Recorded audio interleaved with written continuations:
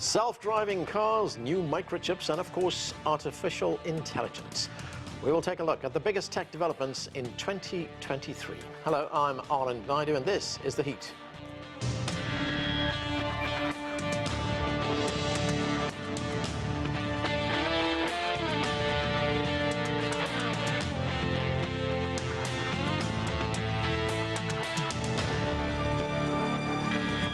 Technology is going forward in China with no one at the wheel.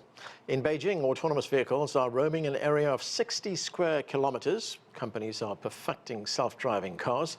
Consulting firm McKinsey & Company said that China is expected to become the world's largest market for autonomous vehicles.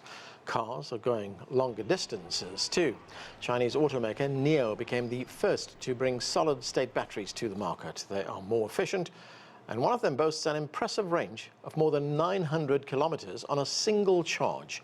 China is also producing cutting-edge microchips that are fueling the next wave of artificial intelligence. Here in the United States, 2023 was also a very busy year. Mark New reports from Silicon Valley. Is this perhaps just a show truck? If there's one person who stirred up more emotion in the tech world this year than any other, it's Elon Musk. In his first year owning Twitter, Musk fired more than 80% of his staff, renamed the platform X, made controversial posts that led him to being accused of anti-Semitism, and even challenged Meta CEO Mark Zuckerberg to a cage match. But also during the year, Musk's SpaceX fired more rockets into space, including ones that help launch thousands of Starlink satellites, which are bringing internet access to places like Ukraine and potentially Gaza. His company Tesla also delivered to customers the long-awaited all-electric Cybertruck, which can withstand bullets and go faster than a Porsche while towing a Porsche. I think it's our best product. I think it's the most unique thing on the road. And finally, the future will look like the future. This year, the future of driving was on full display in San Francisco, which became the first major U.S. city to allow 2 driverless robotaxi services to operate 24/7. Self-driving taxis from Google's Waymo and GM's Cruise hit the streets, sometimes causing traffic jams when they shut down in uncharted situations. But after an incident where a Cruise vehicle dragged a pedestrian 6 meters, California suspended Cruise's permits. So we're saying if somebody dies or people are killed because these vehicles are blocking the road, are they going to hold the executives personally responsible for the deaths of people because of these robo-taxis? The problem is if it's not done in San Francisco, it's going to be done somewhere else. And this is the opportunity that we don't want to lose. Apple's big product reveal was actually a technology that's been seen plenty before, a VR headset called Vision Pro. Apple calls it spatial computing, incorporating cameras, microphones, and sensors to allow users to control the device by eye, gesture, and voice. But the experience comes at a premium price of $3,500, 7 times more expensive than the Quest 3 mixed reality headset released by Meta this year. The social media giant also unveiled Meta AI, an artificial intelligence-driven assistant that comes in a wide range of personalities to offer specialized expertise. Companies like Meta and Google all found themselves playing catch-up with OpenAI, which hit the market first with its generative AI chatbot known as ChatGPT. OpenAI is the most advanced and the most widely used AI platform in the world now.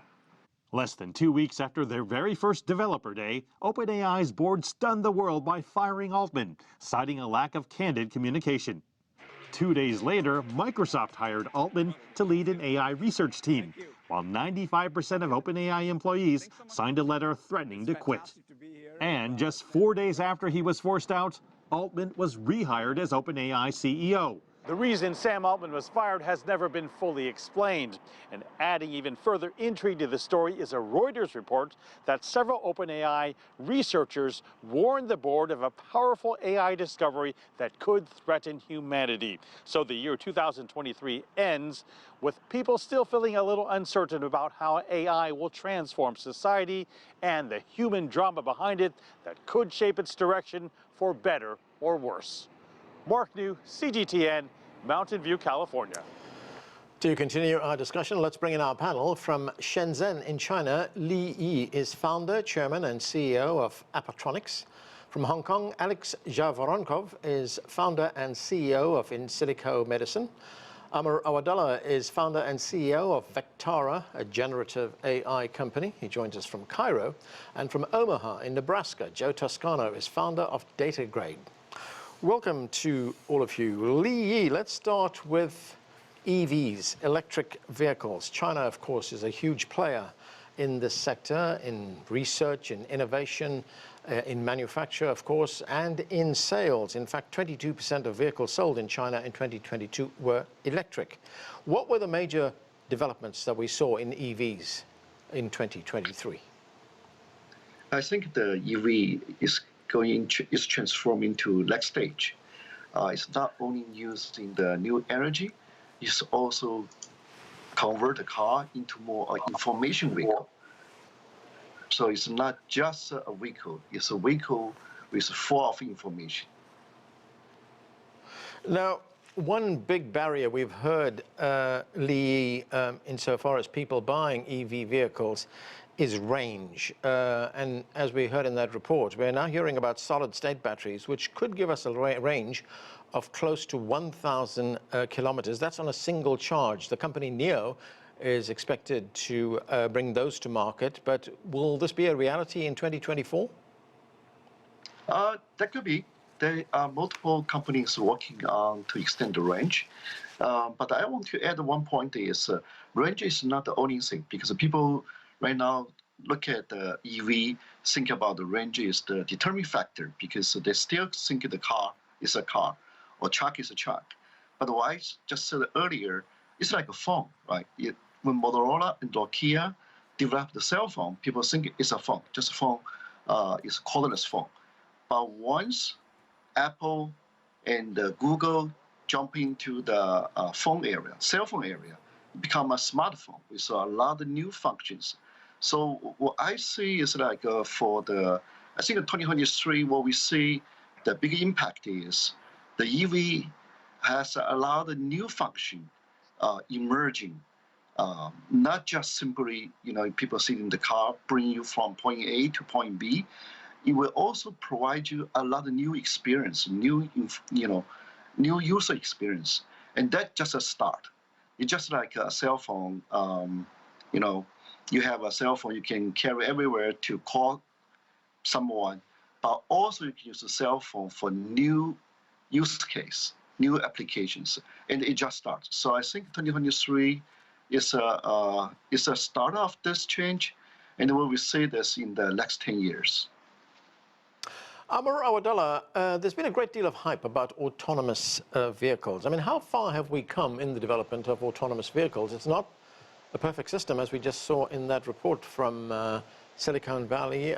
San Francisco allowed 2 taxi cab companies to operate autonomous vehicles, but there have been accidents. So where are we right now? No, I think we're there. Like, but by the way, I live in San Francisco. I happen to be in Cairo right now visiting my mom, but I do live close by over there, and I tried both of the services, Waymo and Cruise. And yeah, it's magic to go in a car that just drives itself. There is no driver there. You have full privacy in the car. It's pretty cool, actually. And it's very, very safe. I've witnessed the safety myself. Now, it's impossible to have a perfect AI driver in the same way that it's impossible to have a perfect human driver either. Humans make mistakes.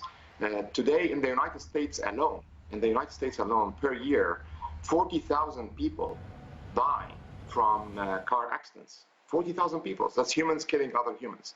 So if the AI comes in and we're able to make the AI drive cars instead of us, and instead of killing 40,000, it only kills 1,000. Isn't that a great advancement? But the problem is we wanted to kill 0. Like, no, I think that's too much. I think our expectations are the wrong expectations. We need to be working to save lives as opposed to be perfect. Now, Amr, in terms of the development of this technology that's used in autonomous vehicles, what role can AI play in that? This is all based on AI. I mean, the self-driving cars, they have lots of vision systems that can see everything around them. They even have radar-type systems that can see cars behind buildings before they appear. So the AI has to model all of that and decide what is the best actions that the car should take.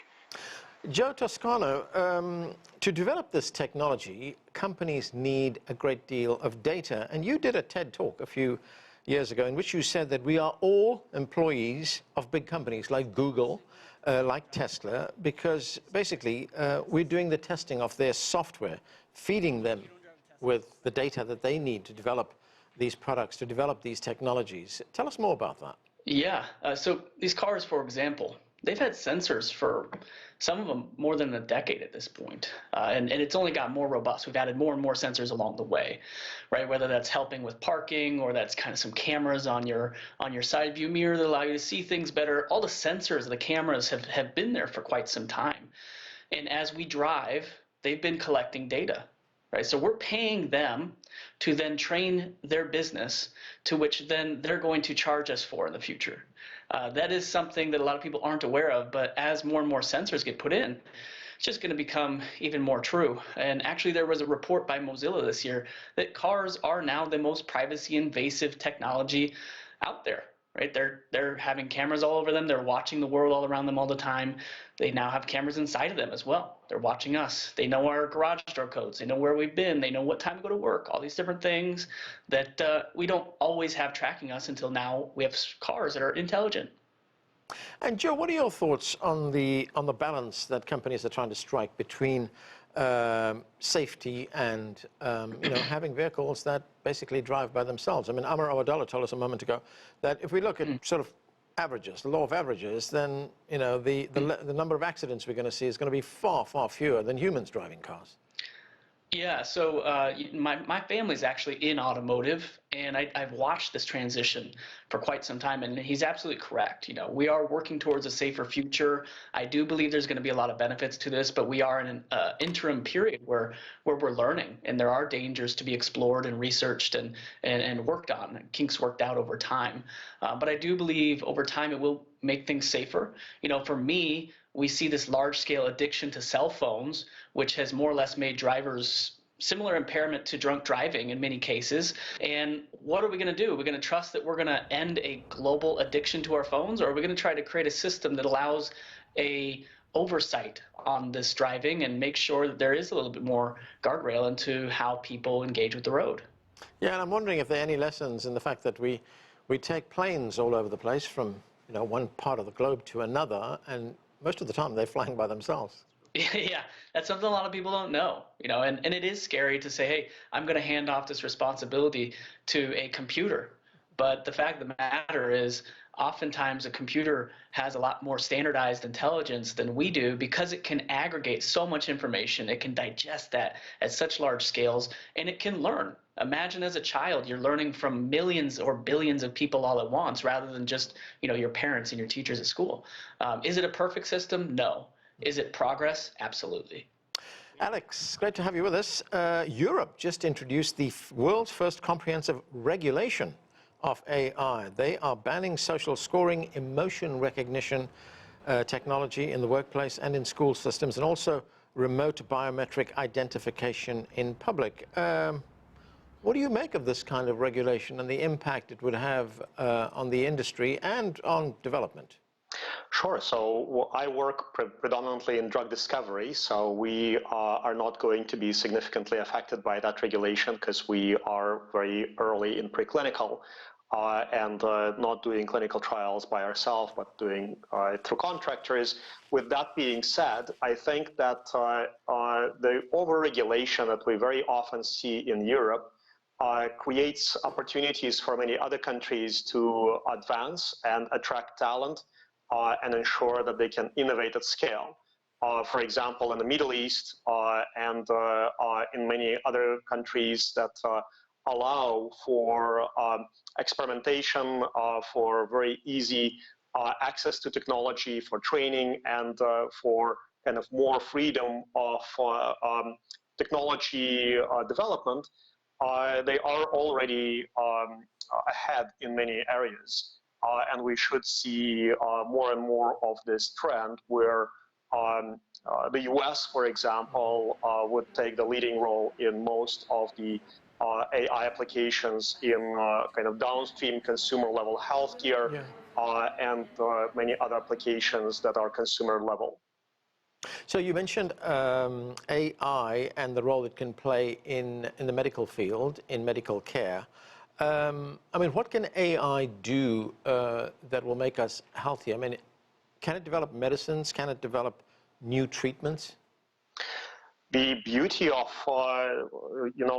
being alive today is that we actually do see those wonderful fruits of AI research now being translated into effective interventions where AI can imagine a new molecule and it works in preclinical models, cures cancer in mice. And now those molecules are entering human clinical trials. So we've got 5 human clinical trials running, 1 in phase 2, out of generative AI. So, I never expected to see this kind of level of progress in my lifespan, in my lifetime. And now we have the ability to use generative AI to get a more comprehensive understanding of human biology, including the biology of aging.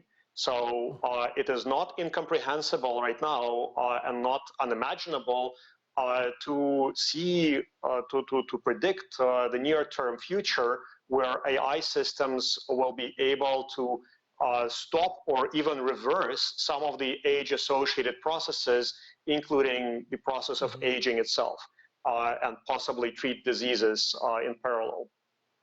Lee, when we talk about this kind of personal tech, I mean, what kind of developments have you seen in things like, for instance, phones? I mean, phones do a lot right now, but what else can they do? Computers, of course. There's tablets, personal medical devices, wearable devices. What developments can we expect? I think AR glass and with some new technology, like a new form of display technology, such as like a laser display, probably will be you'll see more and more often, like AI ping. Probably you see they have the laser scanning display, can project the image to your hands. I think that will be a lot of new stuff coming in a very new form. Like your phone won't be just like a phone. Maybe use your glass as your phone, and your hand can be a screen. And this is happening. And a lot of fun stuff will come out very soon. Amr, it's amazing, it's remarkable listening to what technology can do. I mean, some of the stuff is in the realm of science fiction. But one of the big fears that we've been hearing about for a long time when it comes to AI, when it comes to the kind of monitoring technology that exists today, is that it can invade our privacy in ways that are not always good for individuals. It can monitor our personal lives, what we read, the kind of emails that we send, our medical records have effectively now been compromised. But do you think at the same time that this kind of technology can also help us to protect our personal lives? Absolutely. I mean, we have been doing this for decades already. This is not something new. Like, for example, when you're using something like Google Mail or Hotmail or other type of mail systems, there is an AI reading every message that comes in to mark it as spam or not spam. And we love that. We love that the AI is filtering all the spam so we don't have to look at it and only look at the important stuff. So in general, I am a proponent of, if there is proper balance between what we're giving up, like, yeah, I'm giving up part of my privacy by letting the AI read my email. By the way, I would rather the AI read my email than a human being read my email. And then the AI flags that email as good or bad, which saves out of my time, so I can be more productive as an individual. So that's a great value add for me. And as long as the companies leveraging the AI and leveraging my data are transparent about how they're doing that, then I'm okay with it. But of course, if they start using my data to do something nefarious, like use that, for example, the AI would read my email to figure that I want to buy a new house and then start sending me ad to buy a house. Now that can be a bit, you're going overboard there, right? So that's kind of where we need to have these lines, and that's what regulations like GDPR and others around data privacy try to ensure and enforce for us as our rights for privacy. I want to add a couple of things to two of the previous points that were made. First, to witness how AI was able to fold every type of protein. We were able to decode every type of protein using an AI system called AlphaFold. That happened this year. I couldn't believe that would happen in my lifetime, and that just happened, as my fellow speaker said. So that's very, very impressive to see. And then the other question that you had asked earlier about a car having a certain range of 1,000 kilometers with every battery. We don't expect 1,000 kilometers when we put gas in our car, right? We don't expect that. We expect that we'll be able to refill our gas pretty fast. And what's happening right now with batteries is batteries will be able to be replaced very fast with cars. You'll be able to go in a battery station with your car, a robot will come up, will take out the empty battery and put a full battery, and you'll drive off in 5 minutes, just like we do at gas stations for gas. So I think that's the solution, and that's how we'll solve that problem. Joe, let's look at the broader impact that AI is having on society. This is the OpenAI CEO, Sam Altman. We heard about him in our report. Let's listen to some of what he had to say recently. Some jobs will go away. I hope everyone will live a much better life. I think that can simultaneously be true, but I don't think it's going to quite have the employment impact people expect. So listening to Sam Altman there, what kind of impact will AI have on the job market? Yeah, AI is going to have a large-scale impact on the economy around the globe, right? How we hire, what skills we're looking for, what we actually need humans for versus what can be automated. But, you know, as much as people are scared, it's something that we have to go forward with.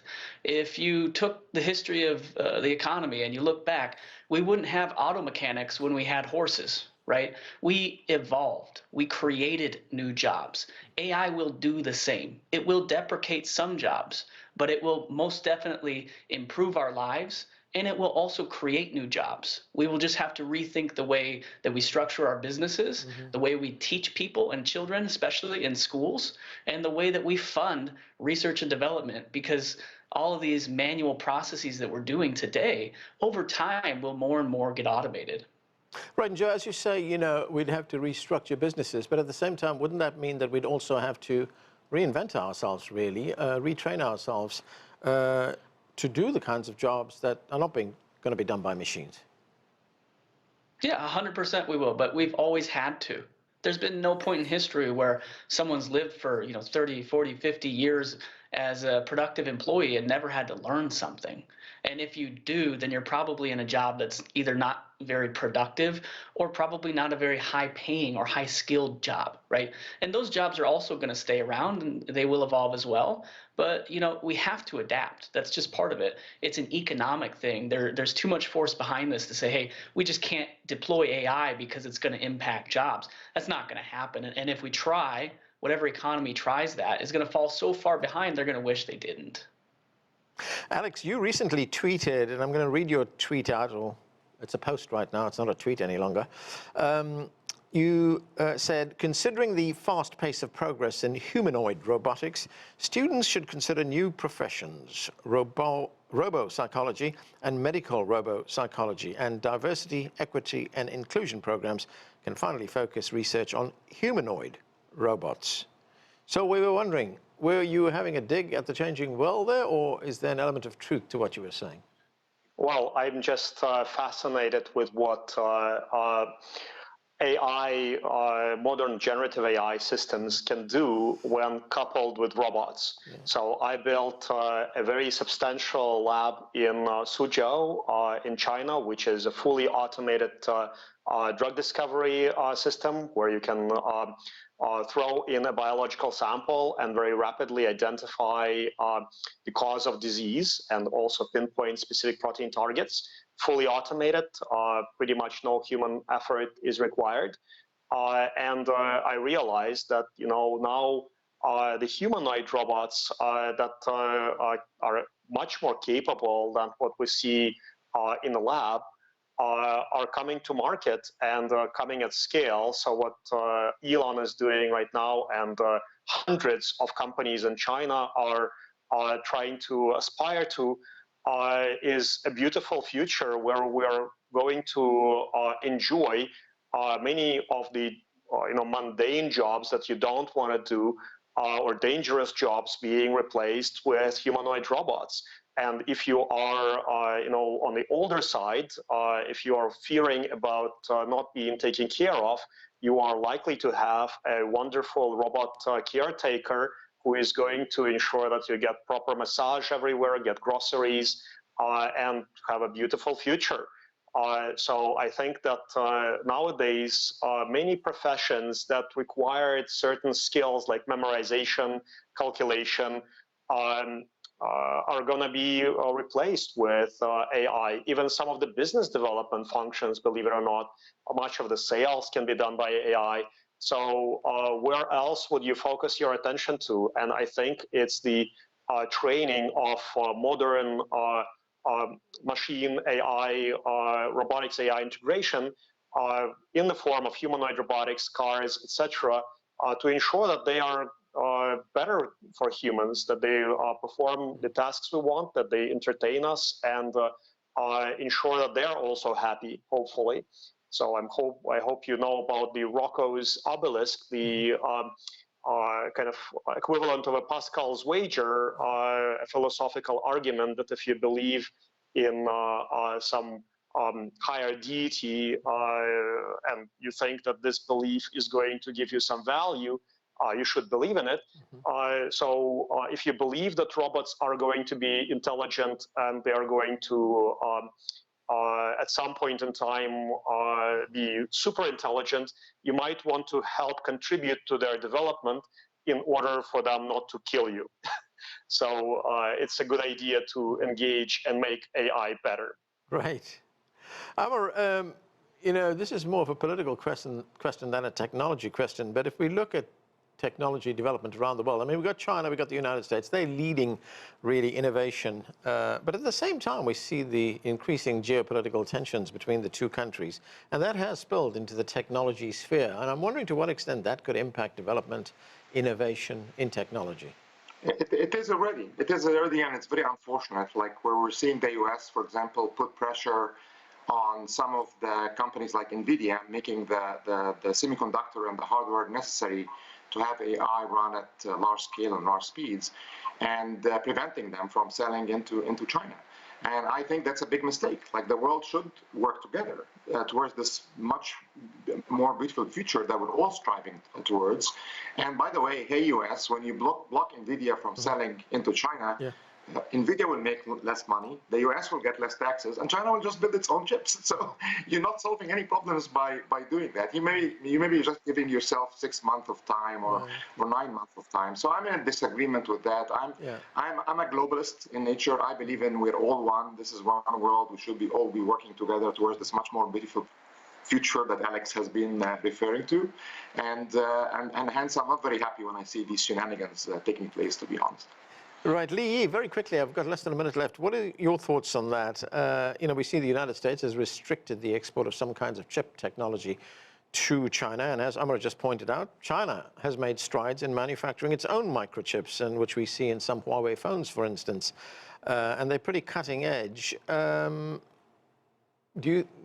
What is your view on it? I think that in a short time frame, that will probably slow down the development in China. However, China is a big country, big market, and have a lot of talented people. So it's just a matter of time for Chinese people to catch up.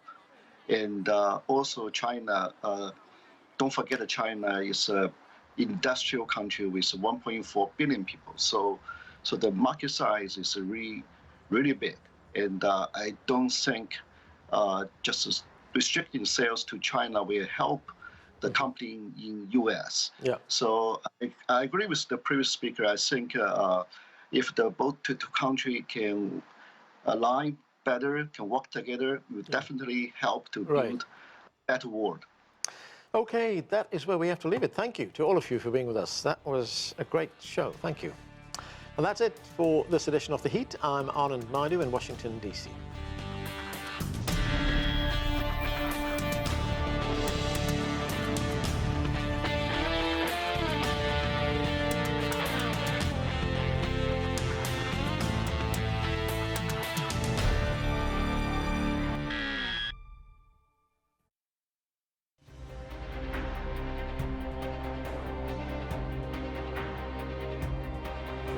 We are CGTN. China Global Television Network.